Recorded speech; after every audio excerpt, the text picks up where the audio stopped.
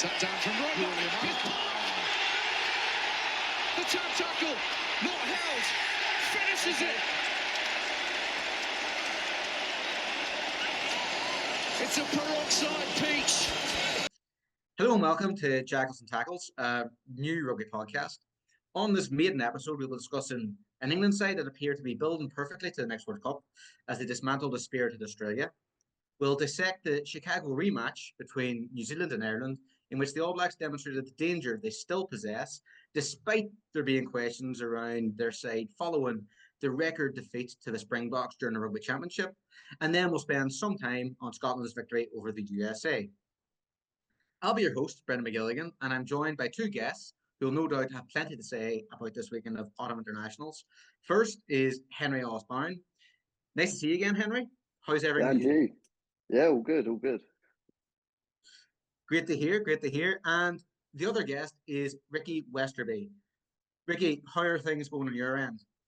Not too bad, not too bad. Thank you. It was a good day out at Twickenham on, what was it, Saturday afternoon. Henry, you were there as well, weren't you? Yeah, I definitely was. Absolutely hanging. Well, that's great to hear that. So look, I'll start off and kick off with Henry. So starting off with England, just give us a brief overview of what you think of their performance and what you kind of expect moving on from here.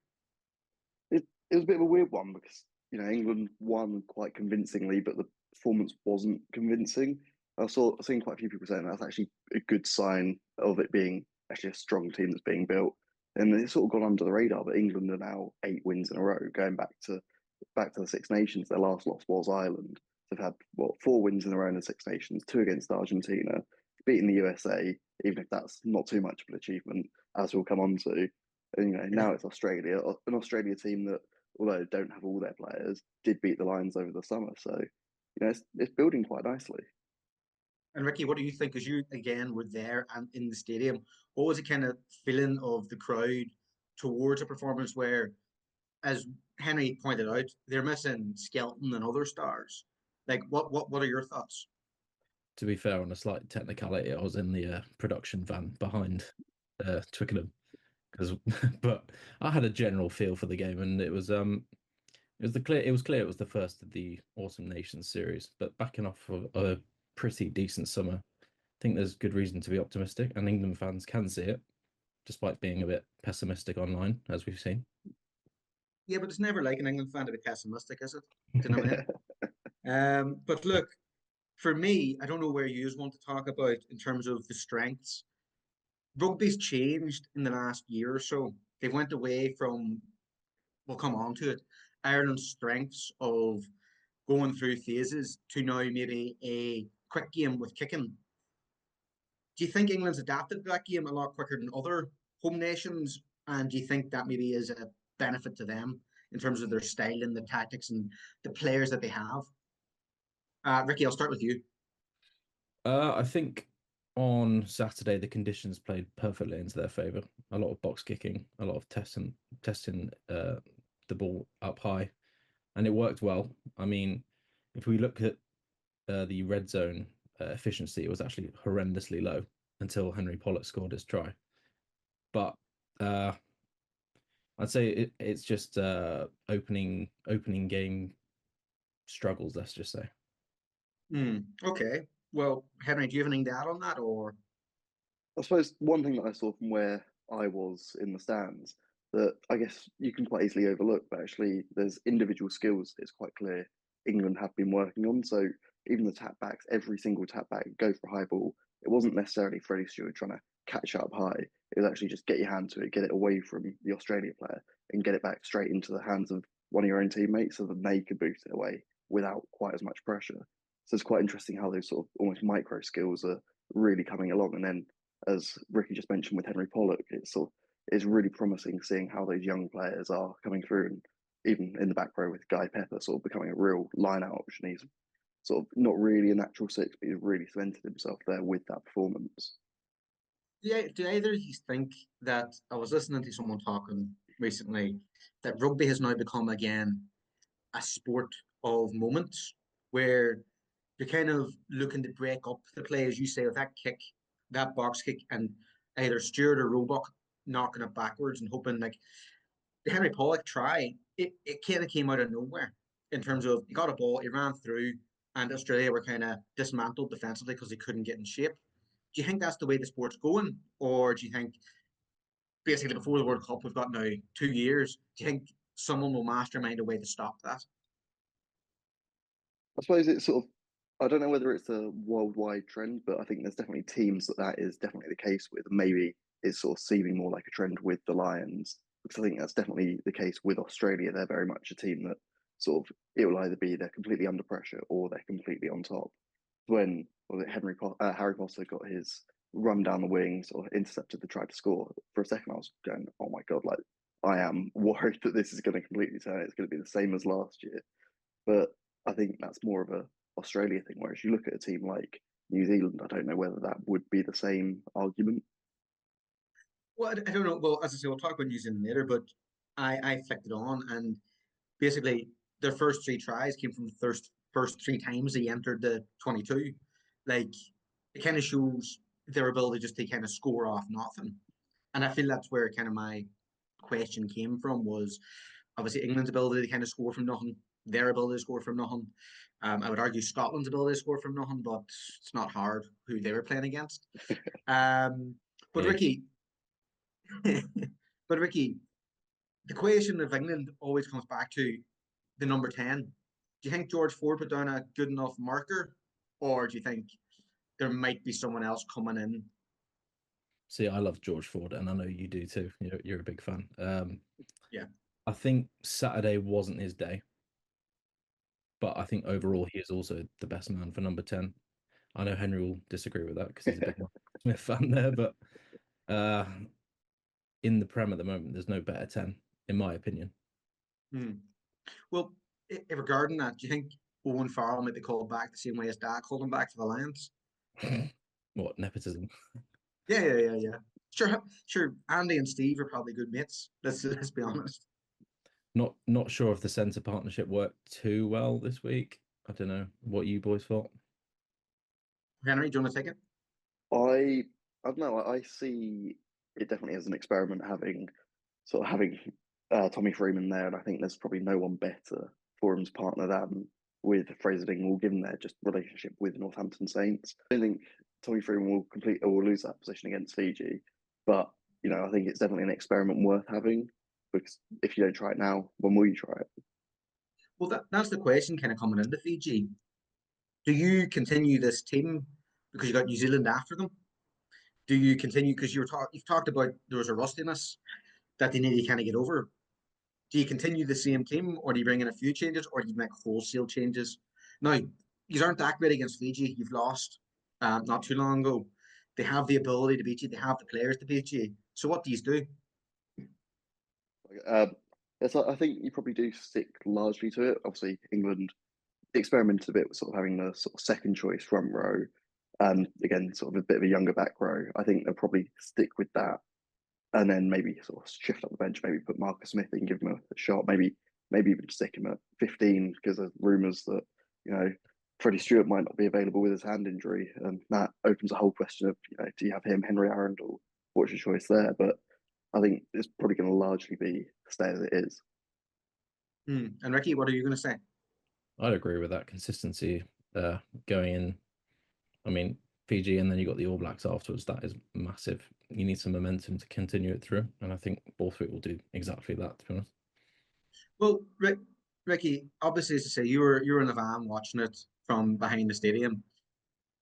What did you make of Australia? Like, obviously, 18 months ago, they were, I don't want to sound kind of over the top, but they were a laughing stock of tier one, bar Wales.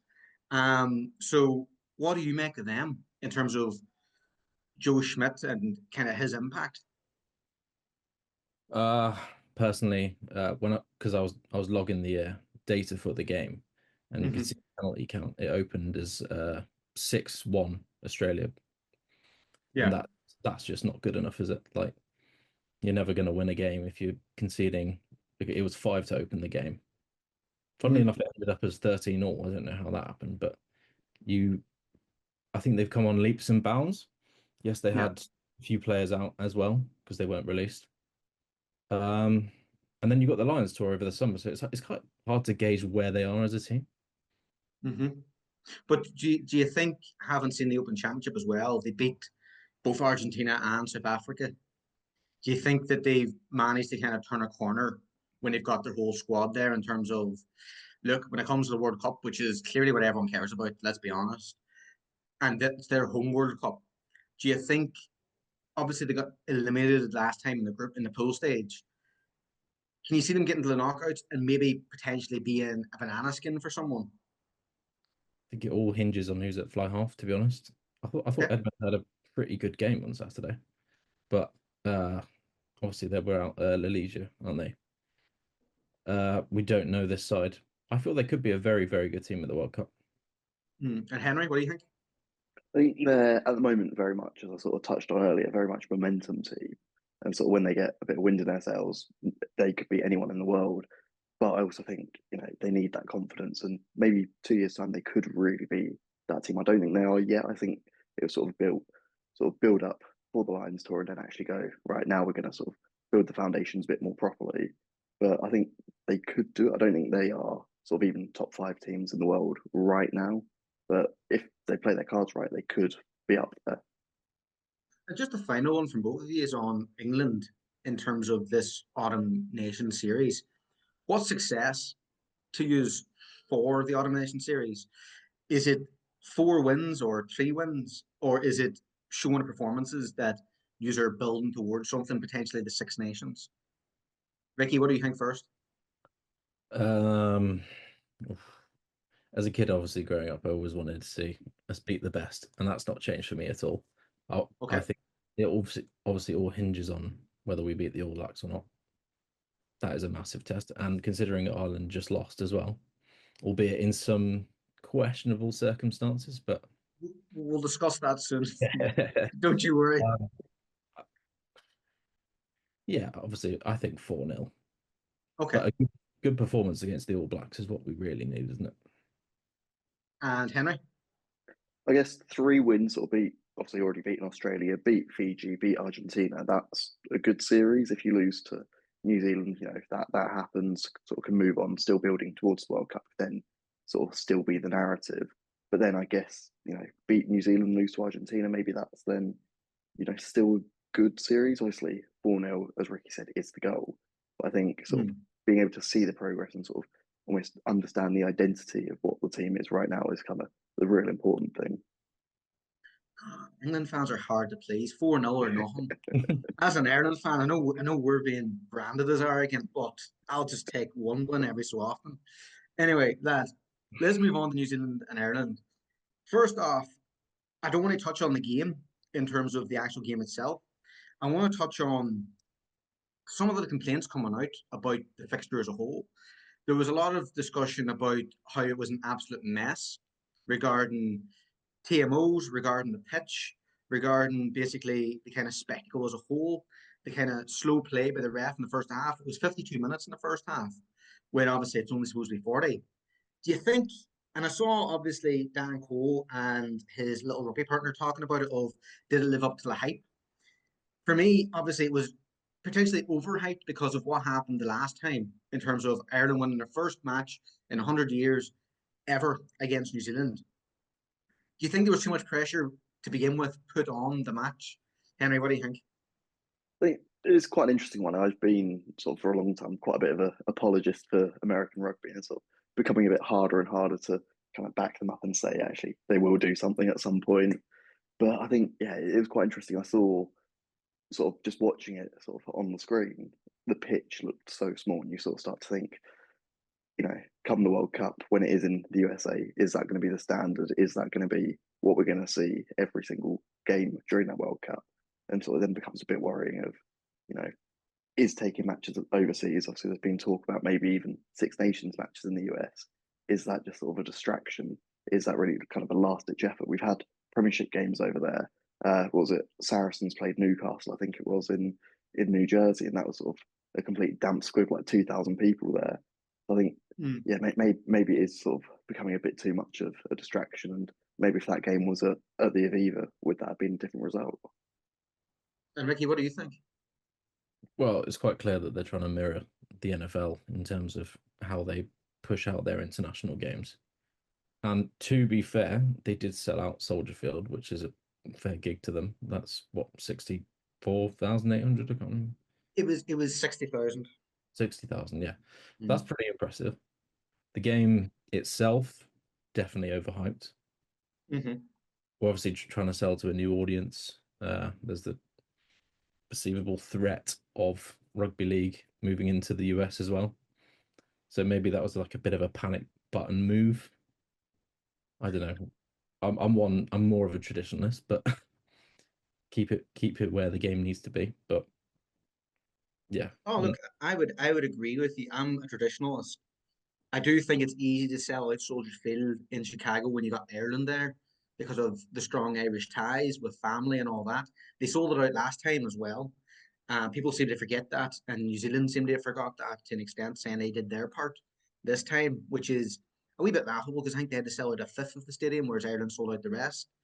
Um, Also, it was announced on the morning of that Ireland will play a fixture there every year for the next 5 years, which they're trying to.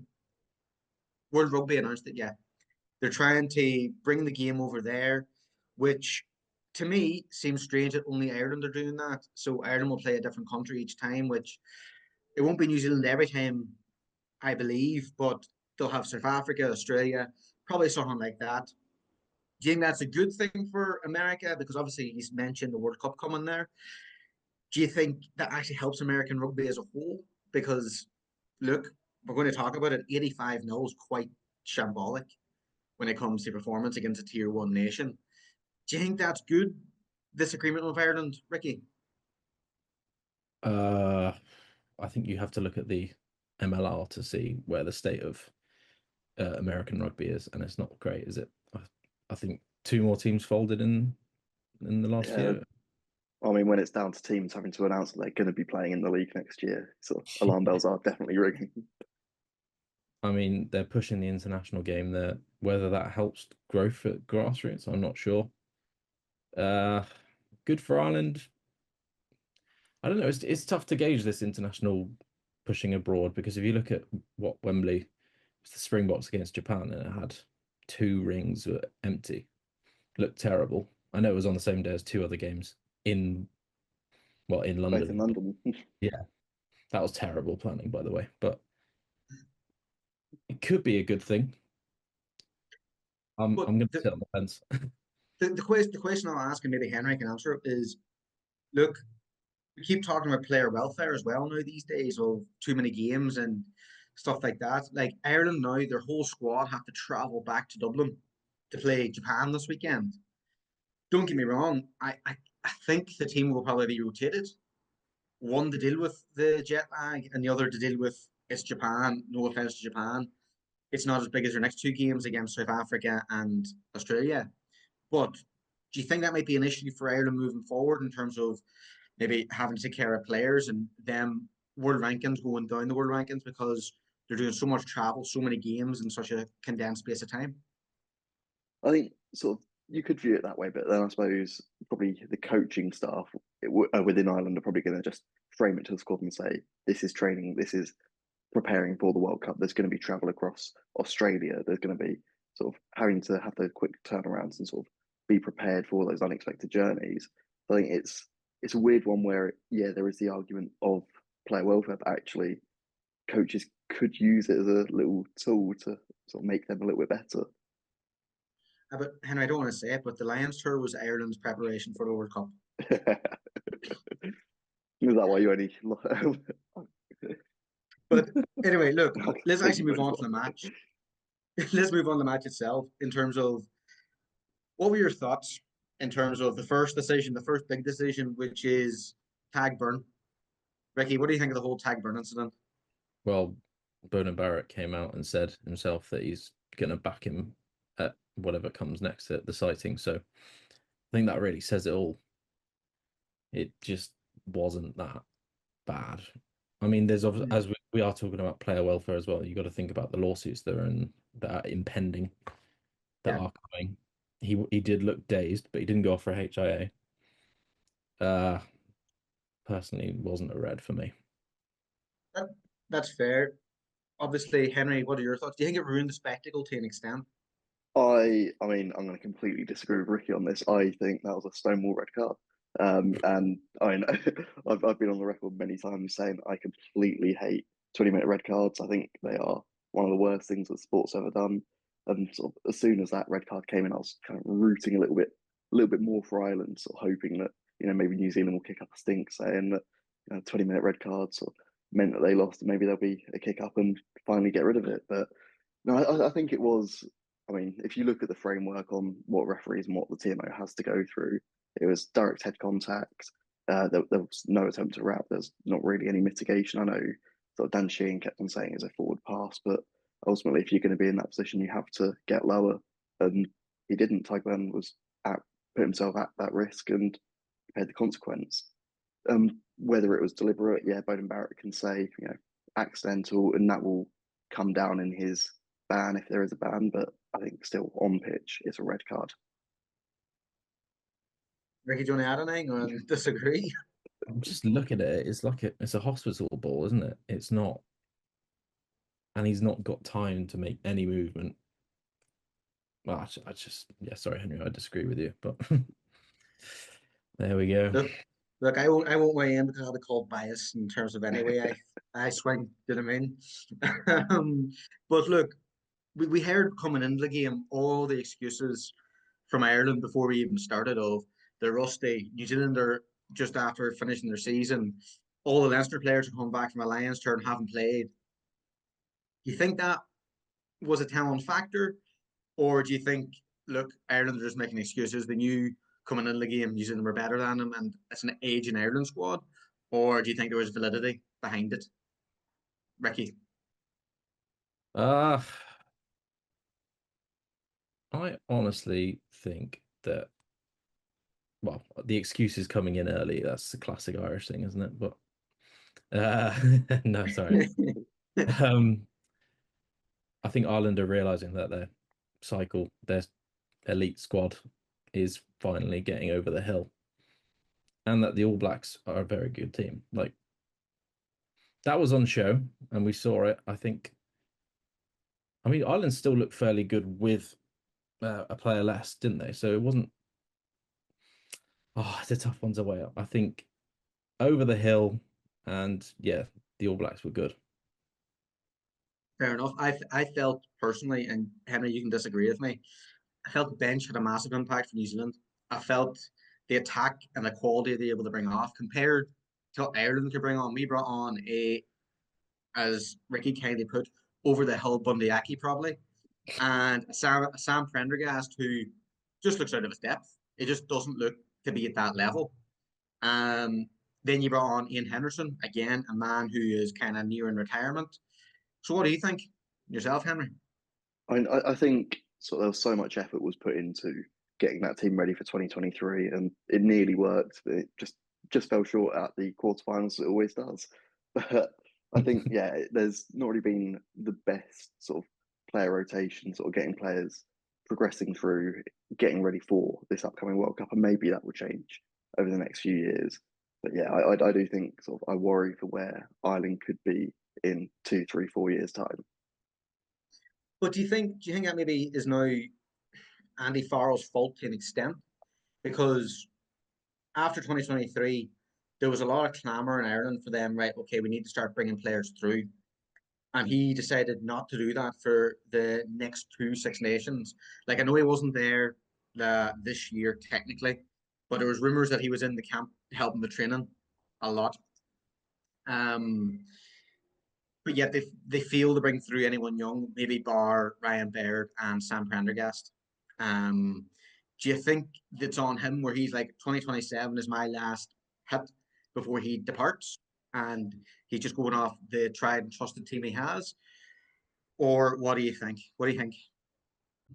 I think, that sort of a lot of blame can be put on Andy Farrell. I think he was very much in the mindset of, got to win 2023 and sort of put all his eggs into that one basket and didn't really care about the consequences. And then sort of thought, okay, if we can win the next Six Nations, maybe that's going to build some momentum. I think credit where it's due. Guys like Dan Sheehan have come through, still really young, captaining against the All Blacks. That's an incredible achievement. Obviously, he went on to captain the Lions out in Australia as well for some of the matches.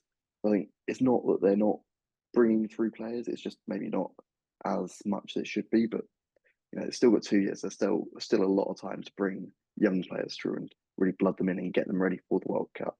So it's really just sort of a ticking time bomb, or they've got time to do it, but they've got to get on it now. Oh, look, that's a very fair point, and I'll probably leave the discussion there. Like, we could talk about the game more, but we watched it ourselves, and look, as it was pointed out by you too, New Zealand were just a better team. They're just a better team. Shall we move on to the best team, which was the USA, showing us exactly how to play rugby incorrectly? So, Ricky, Scotland, world beaters, win next Six Nations, going to win the World Cup after that one. I'd literally put money on them to win the World Cup after that game. Fair enough. Just a massive nothing game, wasn't it? It's not a bit of a shame for those who paid all that money to go and watch that. Even if you are a Scotland fan, you want to be playing better teams than that. Do you think it's because Scotland did it during the summer tour as well, where they went to the Pacific Islands? Do you think Scotland isn't a draw because they aren't themselves a power? Like, they haven't won anything. They can't bring South Africa, New Zealand, and Australia to them, or Argentina for that. But maybe they should bring, I don't know, Fiji or something. But what do you think, Henry? I suppose it's they're not. If you look at their fixtures, sort of this autumn, it's not playing against the not playing against the world beats. It's sort of they're not really pushing themselves in a lot of ways, and getting the wins is great, but then are they actually bringing that into the Six Nations? And it is not so sure. Like, they have fantastic players, but do they actually have the depth? Do they have the skill set to convert that? So we saw. So they looked fantastic, looked like a training ground one on Saturday. But it's all well and good doing that against people that are essentially just holding tackle bags, when you have to actually do it for real. Sure, hang on. To be fair, they are playing. Well, they're playing an easier New Zealand this weekend because they have to fly all the way from America. It's not really like they've done it quite correctly. So they have. Look, do you think maybe because I saw a few comments on Twitter talking about how it was a B team for Scotland, but they had Darcy Graham playing, they had Duan van der Merwe, they had quite a few experienced players playing. Do you think, again, when you're talking about England, it was getting that rustiness off and prepare for the All Blacks game, Ricky?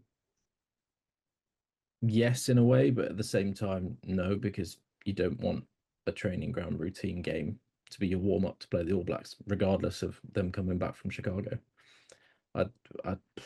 They needed a better team to play as a warm up. It's just like it won't impact them in the way that they wanted it to. And Henry, just now, this will lead into my next question after this as well, which is, look, you said you're a USA defender, and in terms of this, you need to give teams like the USA time to develop and time to play against tier one nations to be able to do that.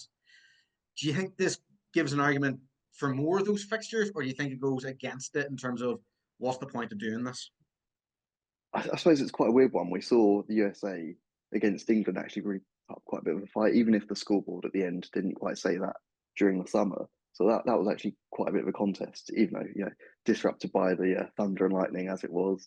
But when it's a bit of a rout, you are sort of left wondering, is it worth it? But so we talked about it with Australia. Actually, this wasn't a full strength USA team either. It this weekend fell outside of the official test window. They only had their MLR players. There's not as many players as I'd like to see in the Prem, but they didn't have AJ McGinty, for example, sort of their star boy. And I think if you can get those players in, could they sort of really build something? I don't think they'd be sort of anywhere near qualifying for the quarterfinals in the World Cup. But I think when the cards are in their favour, maybe they can sort of start to build a little bit of momentum. So, Ricky, we've got probably for the home nations, we'll look at them first in terms of there's 4 fixtures. You've got Ireland, Japan, Scotland, New Zealand, England versus Fiji, and then on Sunday we've got Wales versus Argentina. Do any of those stick out to you? Is it particularly interesting, or they might have kind of significance regarding them moving forward? Scotland, New Zealand, absolutely, and then Wales, Argentina as well. You want Right? to see Why the second one? you want to see I want to see where Wales are against a team like Argentina, who are consistently threatening to be in that top tier, and then Yeah. just evaluating where Wales are as a dismal dismal rugby nation at the moment. I think that's quite interesting to me. And then definitely Scotland, New Zealand, because that just stands out like over the other four as a big game where Scotland can show what they're actually made of. And Henry, obviously, I would agree with Ricky to an extent. I think the Wales Argentina ones is interesting in terms of they got a new manager, Steve Candy, first game as a Welsh head coach. What do you think? What do you think of the kind of England, Fiji, and maybe Ireland, Japan games? Yeah, I think sort of the England Fiji one will be very interesting, sort of just to see how, as we sort of touched on earlier, sort of how that momentum can continue. Obviously, a win is expected, but we've seen a few years ago before the 2023 World Cup that, Twickenham fell silent and Fiji got the win, and they can be threatening. But obviously, the autumn internationals aren't always the kindest for Fiji. They don't always get their top 14 stars. So I think that could be either a sort of bit of a procession or it could be a really exciting game. And I think, yeah, Ireland, Japan, sort of Japan really struggled against South Africa by the looks of things. And sort of Ireland will really want to kind of make a statement, and maybe jet lag will play a role, but I think that would definitely be sort of a lot more of a one-sided game as well. They're moving away from the home nations. We've still got obviously two other Six Nation sides playing, and I would argue two massive games. Italy are playing Australia, which looks to be quite a tasty encounter. Before that night, France play South Africa, which you might want to disagree with me, but I'd say those are the two best teams in the world at this minute in time. Ricky, what do you think? Absolutely, that is the game that stands out the most, isn't it? You want to see they are 1 and 2 for me. You want to see the two go head to head. Should be an absolute cracker. No interest in Italy, Argentina, or Italy, Oh, Australia. sorry. Yeah. Italy, Australia. Another. Well, be interesting to see how the Wallabies bounce back from Saturday, because that was quite underwhelming, to be honest. We expected, even though they haven't had some of their players released, we expected a better Wallabies team to come out and play against England. And Italy is a very good test. Mm-hmm. Hey, look, in my opinion, they're just playing their B team against Jews to prepare for the Italian game. Do you know what I mean? Obviously, it's a bigger test. But Henry, what do you think? Like, are you looking forward to seeing France? Like, I don't know, is this the time for France to basically? We saw during the summer when they sent their seaside down to New Zealand. Do you think this is the time where they go, look, we're serious, we can absolutely hammer you? Do you think this will be a statement performance from them? I think definitely we saw it last year with the what was it France New Zealand game where it's sort of nighttime game in Paris or made that the real occasion. I think that could be it again. So under the floodlights, like where else would you want to be in the world? I know watching Ireland, Japan, obviously. Um, but no, seriously, now moving on, like we've talked about the big nations. There's obviously a lot of wee nations playing as well, because the World Cup's coming up, so they all kind of need to start preparing. Like I've made a number of kind of notes on who's playing each other. You've got Georgia versus USA, you've got Portugal, Uruguay, Romania, Canada, and then Ireland A versus Spain. We talked earlier about USA kind of looking to build themselves up a kind of tier one nation in Scotland. Now, the other teams are all second tier, third tier rugby nations playing each other, whereas you got Spain testing themselves against probably the third team of Ireland. Do you think Spain testing Ireland A and testing kind of a higher caliber player against them? Do you think that'll be better in the long run for when the World Cup hits or not? Because Spain play England A next week as well. I think you sort of need a bit of both, to be fair. I think sort of one game against sort of a England Day or an Ireland Day is sort of really needed. But then we saw it a few years ago with Portugal played against England Day, and admittedly it was a bit of a Portugal A team as well, but that ended up being something like 85-7 or something completely ridiculous. It was quite a bit of a blowout, and actually no one really gained anything from it.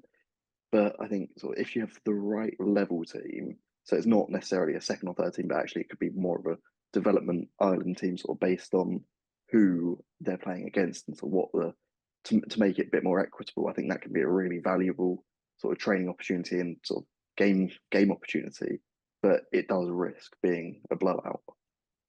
Well, I would argue that I think it might be the best thing for both sides. You've got players in that Ireland A team who are looking to probably usurp the current squad, so they need to impress.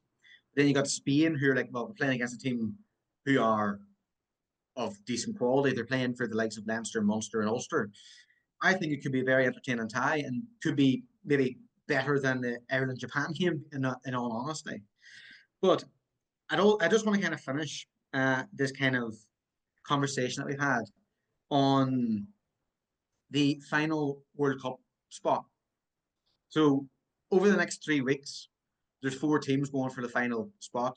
You've got 2 giants of the World Cup in Namibia and Samoa, both ending up in Dubai because Namibia, obviously, you could say were too confident going in against Zimbabwe, and Samoa somehow managed to finish bottom of the Pacific nations when they're a historic powerhouse. But you've also got Belgium and Brazil in there. Each team will play each other across 3 weeks, so it's like a table. So whoever finishes top. So I reckon it's fair instead of them playing each other and getting knocked out. How do you see that going? Do you think it's a good idea by rugby, the World Rugby, to bring this in, or what do you think? Henry, I'll start with you first. We've had this sort of final repechage, sort of final tournament going for quite a few years, and I think it's definitely sort of Samoa's to lose. It seems quite obviously it's quite different this year with it being 24 teams instead of 20.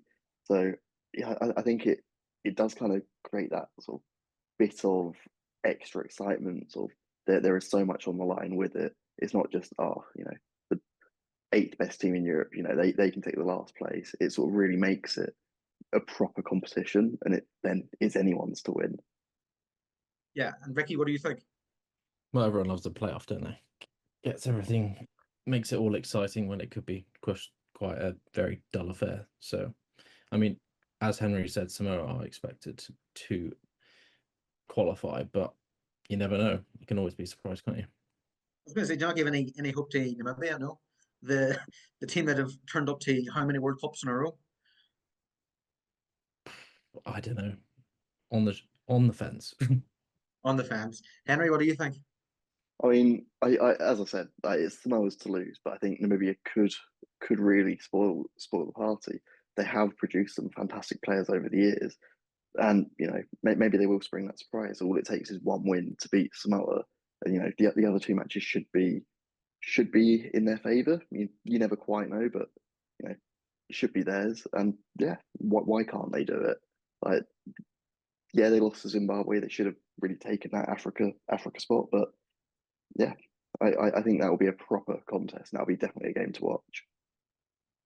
Well, look, we'll finish off with a little prediction from each of us regarding, shall we do the big 6 games in terms of the home nations and then Italy and France's games?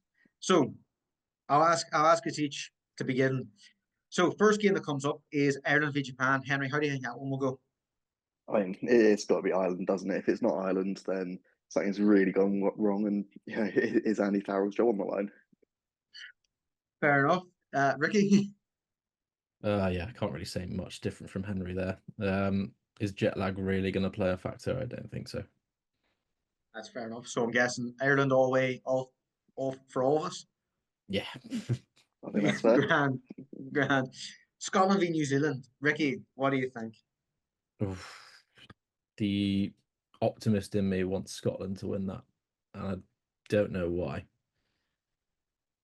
Fair enough. As he says, jet lag could play a factor, but I think we're putting too much on jet. I'm going to put it all on jet lag there and say Scotland might win this one. So Scotland don't have any quality. They're just hoping that science works its part. Okay, great. Henry, what do you think? I absolutely can't see New Zealand losing it. Scotland never beaten New Zealand.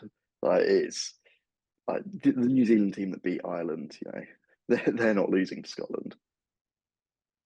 I'd be in agreement with you. I just think history of Scotland never beating them. Look, I actually reckon it'll be very close, and I think Scotland will get there, and I think New Zealand will just somehow scrape a win.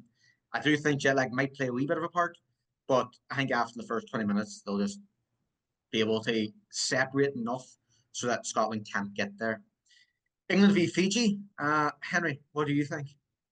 I think it could be quite high scoring, but I'm not saying anything past an England win.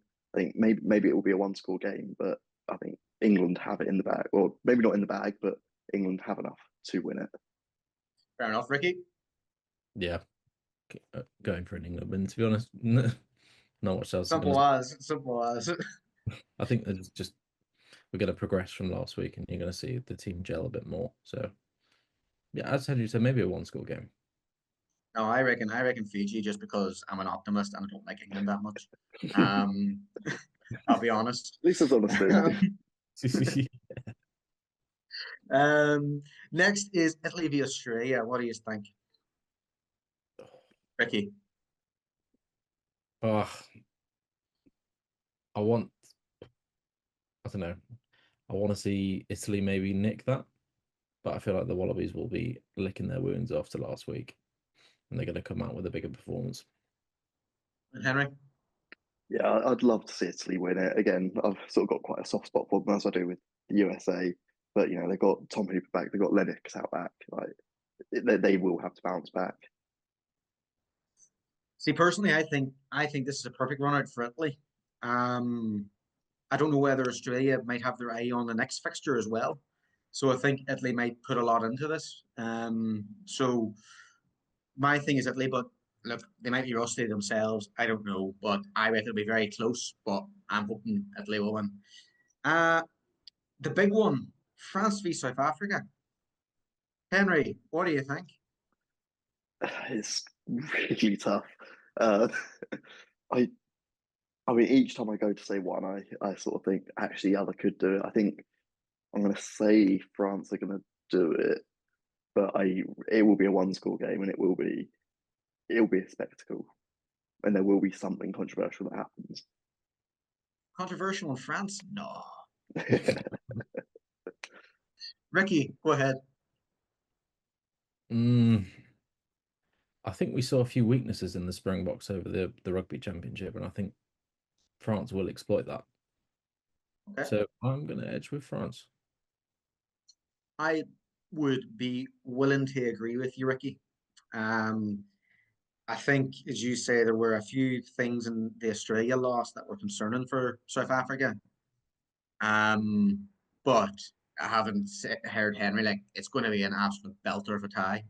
And if I'm free that night, which I hope I am, I'll just be sitting down and watching it. Nice wee beer in hand and enjoy it. Do you know what I mean?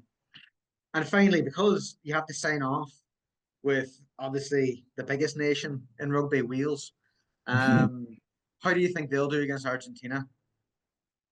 Ricky, you can start. You're I would say you're probably more of a Wales fan than me. So what do you think? Yeah, my dad wouldn't be happy with that. I don't know. We're seeing a new Wales era, aren't we? But I'm just going to side with Argentina because it just feels logical. The rationale. Sport's not logical, lad. You have to enjoy it. Yeah. No. And Henry, what do you think? I mean, as an Englishman, I can't ever back Wales. I think they would sort of, this would be a really telling game on sort of where they are and sort of what they're going to become. I think a strong performance would be sort of being able to see what they are becoming. I don't think that they're going to be in a position to beat Argentina yet, but it could be actually quite a good performance from them. I would say give them more time. It's obviously his first game, and he might only have had them in camp for a week, and it's going to be a new style, new approach. I do think Argentina under Campome look really threatening at times. I think there's a lack of consistency there, but that's always been Argentina's problem. They can put out a great performance. I think the issue is whether Argentina will be firing on all cylinders, whether they'll have all the squad there, and whether they actually take Wales seriously. That's my opinion, because Wales have obviously, what is it, 1 win in 19, something like that. So it'll be interesting. But look, Henry, Ricky, it's been an absolute pleasure talking to you and getting your opinions on the upcoming weekend of rugby and on the previous weekend of rugby. I'd like to thank you for your time and listening to the podcast itself, the Jackals and Tackles rugby podcast. And look, I hope to hear from you soon and wish you all the best. Thank you. Cheers, mate. Been a pleasure. Yeah. Speak to you soon.